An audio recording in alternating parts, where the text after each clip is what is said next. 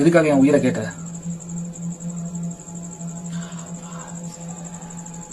காப்பாத்தணுமா? யாரை காப்பாத்தணும்?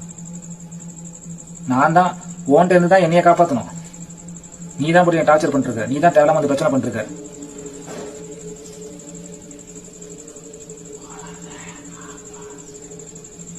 குழந்தைய காப்பாத்தணுமா?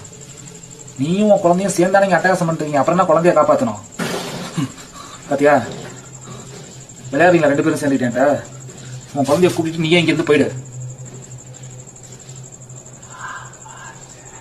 யாரை காப்பாத்தணும்? உன் குழந்தைக்கு தான் இருக்கு. நான் எதுக்கு உன் குழந்தைய காப்பாத்தணும்? உன் குழந்தைங்க முன்னாடி தானே இருக்கு.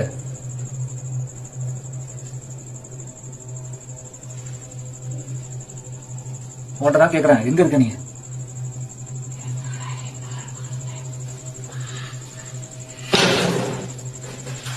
சொன்னதை கவனிச்சுங்களா? என்னுடைய உனக்கு இன்னொரு குழந்தை இருக்கா?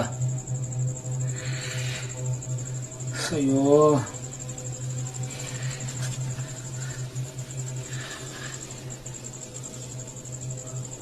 உன்னோட இன்னொரு குழந்தைக்கு ஏதோ ஒரு பிரச்சனை, அதுக்கு நான் ஹெல்ப் பண்ணணும், அதான உன் பிரச்சனை?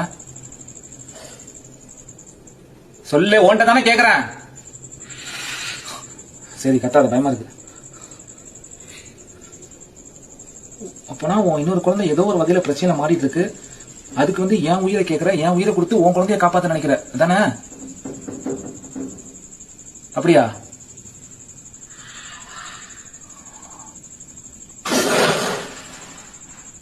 அதுக்கு ஏகப்பட்ட வழி இருக்கு. அதுக்கு என் உயிரை தான் கொடுக்கணும்னு அவசியம் இல்லை. முதல்ல எதுக்காக என் உயிரை கொடுக்கணும்? என்ன உன் பிரச்சனை? உன் குழந்தை எங்க இருக்கு? ரெண்டாவது குழந்தை? இதெல்லாம் தெரியாம